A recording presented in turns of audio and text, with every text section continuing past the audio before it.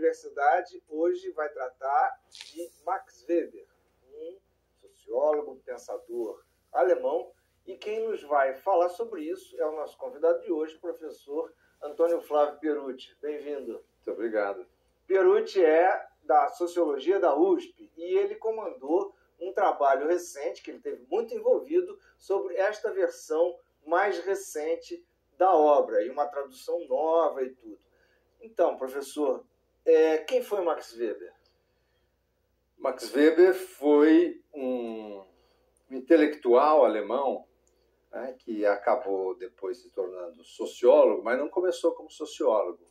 Ele começou como jurista, né, a sua vida acadêmica, como professor de direito, depois passou a ensinar economia, gostava muito de história antiga, escreveu muito sobre a interface direito e economia na Roma Antiga, na Idade Média, e depois de um determinado momento, ele viveu numa época em que havia uma agitação intelectual muito grande de busca de novos métodos científicos, discussões metodológicas sobre as ciências humanas. Que época foi essa? A virada do século XIX para o século XX. Tá bom. Max Weber escreveu A Ética Protestante, essa edição é de 2004, comemorando o centenário da primeira edição, que é de 1904. E foi a sua primeira obra sociológica como sociólogo. E ele faz, deixa de ser interessante, é uma obra na qual ele fala de religião, não fala de todas as religiões, mas fala de religião. A religião que ele escolhe para falar é a religião protestante, da ideia de ética protestante, que, segundo ele, era, diferentemente do catolicismo, que era mais uma religião apegada a sacramentos, aos rituais, é uma religião predominantemente ritual, o protestantismo era predominantemente uma religião de princípios, uma religião ética, né, com menos ênfase nos rituais. E ele está interessado em descobrir qual é o nexo, qual é a relação causal entre o surgimento do capitalismo moderno, nos séculos XVI e XVII, e o protestantismo, que surge exatamente no século XVI, né, e se propaga pela Europa no decorrer do século XVII. E faz essa obra chamada Ética Protestante e o Espírito do Capitalismo. É uma obra importante? Qual é a importância dessa obra? É uma obra importantíssima. É uma obra importante, é uma obra, inclusive, das obras do Weber, talvez seja a que mais influência exerceu, e a mais lida, até hoje, a mais lida de todas a mais lida de todas as obras do Weber. Atual. E nós vamos ver daqui a pouquinho por quê. Porque, de alguma forma, traz para a sociologia como objeto, não a sociedade em geral, mas traz um objeto que é a sociedade moderna. Ou seja, a sociologia, segundo Weber, tem que se interessar pela sociedade moderna. A sociedade moderna é uma sociedade capitalista. Ele não era marxista, né? Tinha até grandes divergências em relação ao marxismo, que tematizava exatamente a sociedade moderna como sendo capitalismo, mas ele traz essa ideia de que nós vivemos uma sociedade capitalista e a sociologia tem que ajudar a entender por que a sociedade ocidental se transformou numa sociedade capitalista. Ele vai levantar a hipótese de que a religião tem muito a ver com isso. Primeiro, a religião ocidental, de modo geral, que é a religião judaica, né, que vem do judaísmo, do Antigo Testamento, da Bíblia, do Antigo Testamento, né, e que dá origem, primeiro, às igrejas cristãs, que depois se torna a Igreja Católica, e, finalmente, no século XVI, no protestantismo, sem falar nas igrejas orientais e tal. No que ele vê? O que ele vê? Ele vê que a religião é formadora de uma determinada atitude. O protestantismo é uma religião que, pela primeira vez na história das religiões, é uma religião que vai valorizar como lugar por excelência, de louvor a Deus, de cumprimento da vontade de Deus, não a presença no templo, a presença nas igrejas, mas o exercício do trabalho profissional. É pelo seu trabalho profissional que você cumpre a vontade de Deus. Isso é protestantismo, segundo Max Weber. Isso é Lutero. Lutero é o primeiro ao traduzir a Bíblia. Ele dá um jeito de fazer umas traduções em que insere já no Antigo Testamento frases como persevera na tua profissão, sente prazer no trabalho. O protestantismo vai dar muita ênfase a isso. Então Weber fala, o que faz o protestantismo? Valoriza religiosamente o trabalho, primeiro. Que trabalho? Qualquer trabalho? Não. Não é nem um trabalho simples, nem um trabalho braçal, pesado. É o trabalho exercido como um dever profissional. Por isso que é muito atual. Porque é lido até hoje. Porque junto com essa ideia de trabalho e de vocação para o trabalho, de uma vocação para o exercício de uma profissão, o Weber está dizendo que, na verdade, o grande dever que o homem tem com relação a si mesmo é ter uma profissão, homens, e depois as mulheres vão seguir esse caminho, né, com o desenrolar da modernidade. Hoje todas as mulheres desejam também ter a sua profissão, né, e se esforçar ao máximo para ser um bom profissional, ter uma ética profissional qualificada, exatamente, qualificada e assumida como sendo um dever, né? Você tem o dever de ser um bom profissional. Sim. E que consequências isso traz para a vida religiosa das pessoas? Olha, traz consequências grandes para a vida religiosa e digamos, para as relações entre as religiões de modo geral. Você cria agora uma religião que diz que, na verdade, a coisa mais importante que você tem a fazer por Deus é trabalhar. Trabalhar e fazer negócios. Fazer negócios. Então você tem uma abertura muito grande para essa coisa para a qual o catolicismo sempre tinha muita desconfiança, que é o mundo dos negócios, né? O protestantismo abre dizendo, se você faz aquilo para prestar um serviço a Deus, para cumprir a vontade de Deus, você pode, trabalhando metodicamente, poupando, né, o máximo que você puder, você vai, de alguma forma, começar a acumular um dinheiro que você não vai mais gastar, você trabalha, ganha e guarda dinheiro. Ou aplica. Ou, assim, guarda no sentido de aplica. Tá? Você não gasta, você não consome, né, improdutivamente esse dinheiro. Tá? Você tem um estímulo, né, um estímulo religioso a uma poupança compulsória, digamos assim.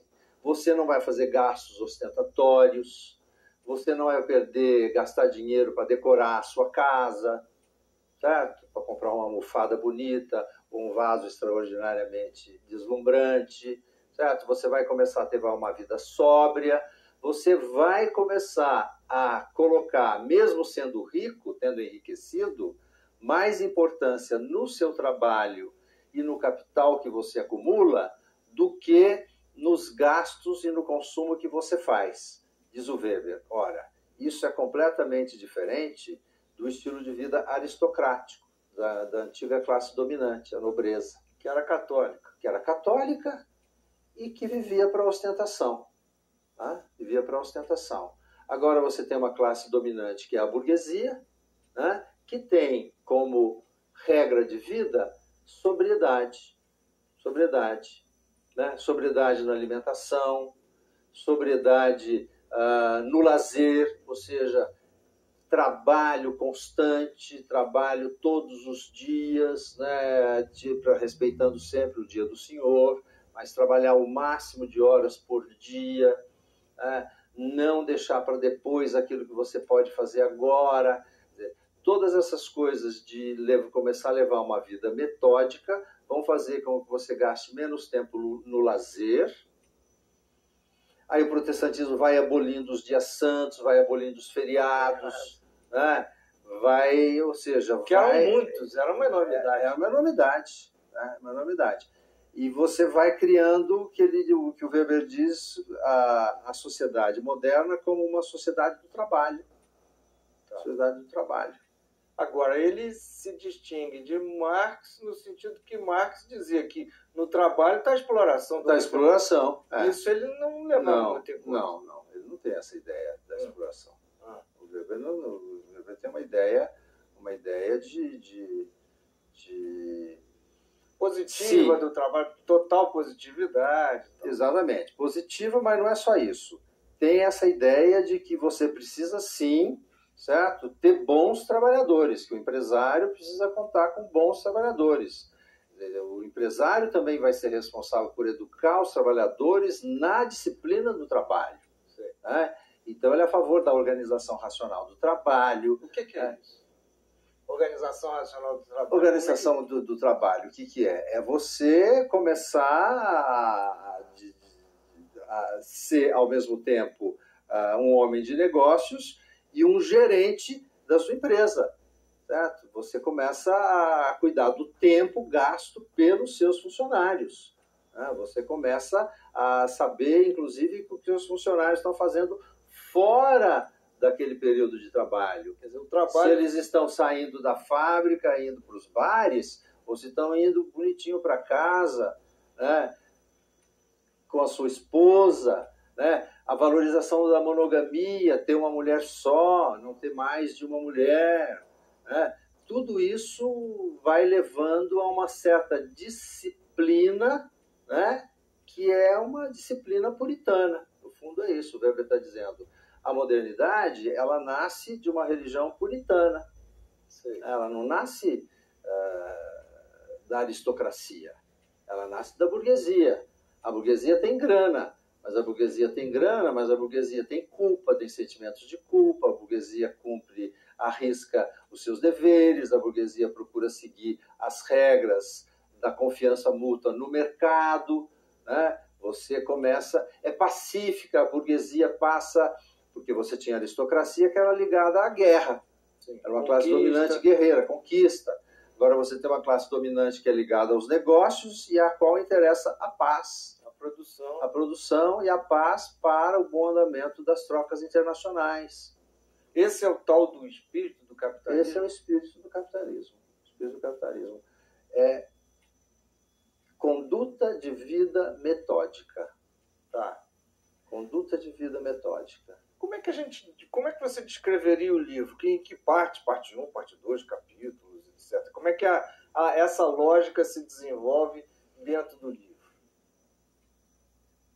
Bem, primeiro tem uma coisa muito interessante com relação ao título. O Weber coloca a ética protestante e o espírito do capitalismo. Ele vai alertar a uma certa altura dizendo o seguinte: alguns críticos meus dizem que eu estou dizendo que sem protestantismo não haveria capitalismo. Não é isso que eu estou dizendo. Eu estou dizendo que sem protestantismo não haveria espírito do capitalismo. O capitalismo poderia perfeitamente se desenvolver como um sistema econômico, mas a ele faltaria exatamente esse espírito, esse lado ético, né, de alguma coisa que leva você a um autocontrole. Né? Autocontrole. Então ele acha que disciplina, autocontrole, são coisas que não vieram do capitalismo como sistema econômico. Vieram do espírito do capitalismo, que é uma coisa que surge por influência do protestantismo. Dá uma coesão. E juntos, capitalismo, sistema capitalista. Né? No início ainda bastante mercantil, ainda, né? Indo no sentido de um capitalismo manufatureiro, e depois o capitalismo industrial. Você tem o capitalismo e você tem agora o protestantismo, que dá à luz um filho chamado espírito do capitalismo. Quando você junta capitalismo com o espírito do capitalismo, ele diz, você tem o capitalismo moderno, que é o capitalismo racional. Que não é o selvagem de exploração. Isso, que não é movido por instintos de lucro, né, de aventuras, né, que abomina a pirataria como a última coisa que... Né, ou seja, você tem um capitalismo que procura, né, seguir, digamos, o enriquecimento dentro da lei, né? Dentro da lei, dentro daquilo que é legal. E o livro? E a lógica dele? Como é que ele monta? Como é que ele monta? Ele monta primeiro dizendo o seguinte, bem, o primeiro capítulo é a definição do problema. Ele diz, todo mundo sabe que inclusive os católicos tematizam muito durante os seus congressos e tal, que há uma coisa óbvia que salta aos olhos para quem observa o mapa dos países europeus, certo? Os países protestantes, isso no começo do século XX, para quem observa, está escrevendo, para quem agora, no início do século XX, em 1902, 1904, observa, vê que os países protestantes são mais desenvolvidos economicamente que os países católicos. Primeiro. Segundo, quando você pega os países que são multiconfessionais, que têm parte da população católica e parte da população protestante, você vai ver que a população católica está em atividades profissionais tradicionais, ou se não são tradicionais, são ligadas às artes, às letras e tal. E quando você pega a parte protestante, são pessoas ligadas à indústria, ligadas a cursos técnicos, a cursos científicos, de ciência moderna, né? Física, química, engenharias, etc, etc. A maioria dos estudantes desses cursos é de alunos protestantes, enquanto os católicos estão muito mais concentrados, né, aquilo que antigamente, no meu tempo, chamava clássico e científico. Né? Quer dizer, os católicos iam para a coisa dos clássicos, culto das letras, dos conhecimentos, de falar várias línguas, né, de literatura. E, então... Isso mais na Alemanha, daquele tempo. Não, ele pega vários países. Ah, tá. Pega vários países. Ele pega Mas era mais Europa. Europa. Pega Europa. Pega Europa, exatamente. Tá. Então ele diz, bem, como interpretar isso? Como interpretar isso? Levanta o problema, então. Ele fala, como é que eu vou resolver o problema? Eu vou resolver o problema levantando a seguinte hipótese. No Ocidente, diferentemente do restante do mundo, desenvolve-se uma religião monoteísta. Monoteísta. Com origem na Bíblia. Então ele diz, você tem o judaísmo, em vez de se desenvolver e de crescer e se expandir para o Oriente, né, para o lado direito do mapa mundi, o judaísmo vai se expandir para a esquerda, para o Ocidente. Para o Ocidente.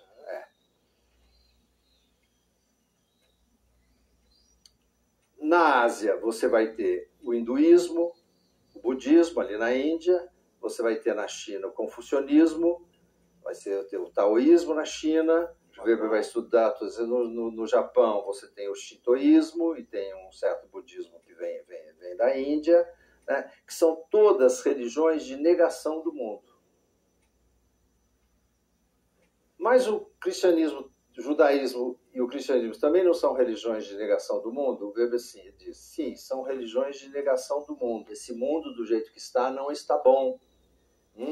ele não satisfaz os desígnios de Deus. Tá?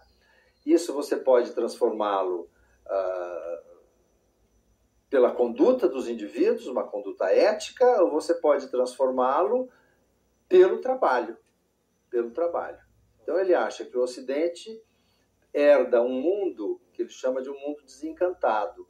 Quer dizer, é um mundo que não está de acordo com o que os planos de Deus previam para ele, né? Mas que ele é capaz de ser aperfeiçoado, de ser melhorado.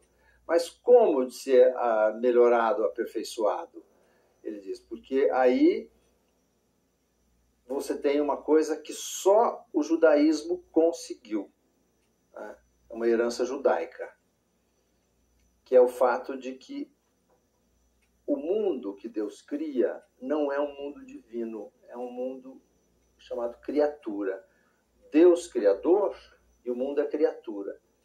O mundo não é divino. Se você vai na Índia, o mundo é divinizado. É o animismo. É, o animismo. Uma palavra, o animismo. Ou o panteísmo. Tudo é Deus, tudo é divino e tal.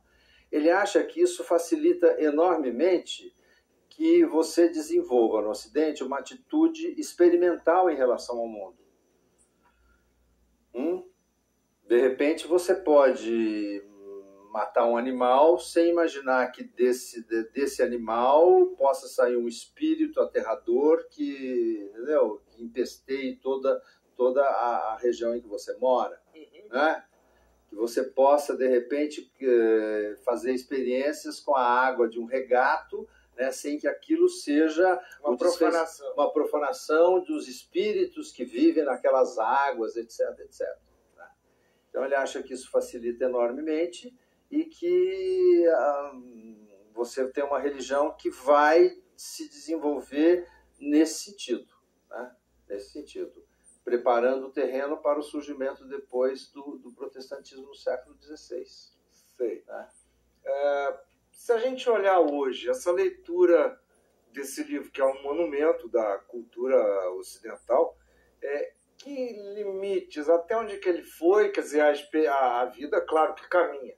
Digamos, não dá para em pouco tempo eu dizer tudo que o Weber faz na Ética Protestante, porque o último capítulo, que é o 5º capítulo, são 5 capítulos só, um livro curtinho, você tem esse livro, metade deles são de notas.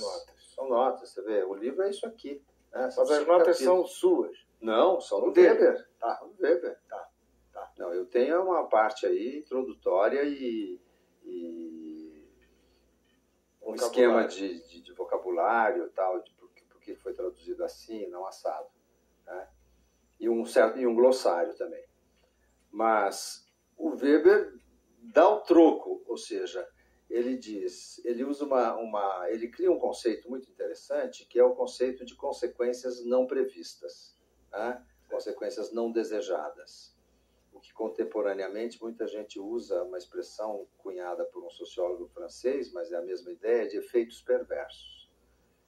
Que na verdade, quando você faz isso, né? Quando você tem esse tipo de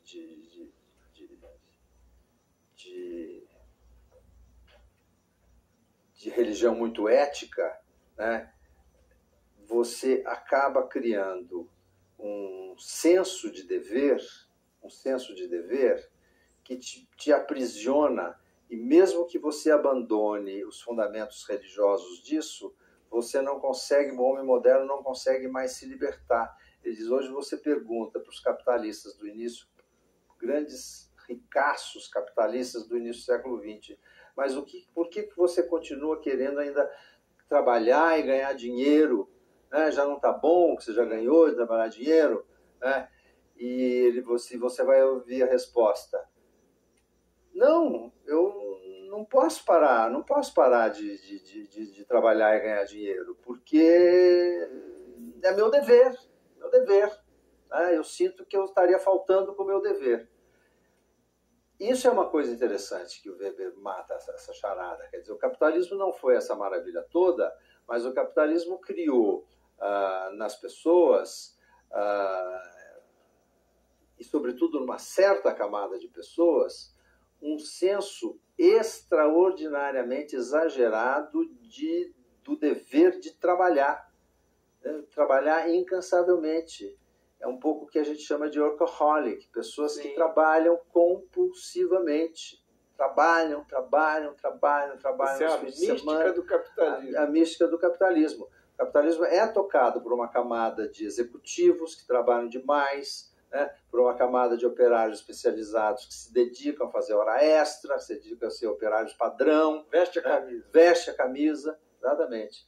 Então você tem essa coisa que é uma coisa irracional. Quer dizer, aquilo que era pensado como o grande dever religioso seu é ter uma profissão e trabalhar racionalmente nessa profissão, você acaba trabalhando irracionalmente, levando a um senso de dever exagerado, do qual você não consegue se libertar. Você fica preso nisso, tá?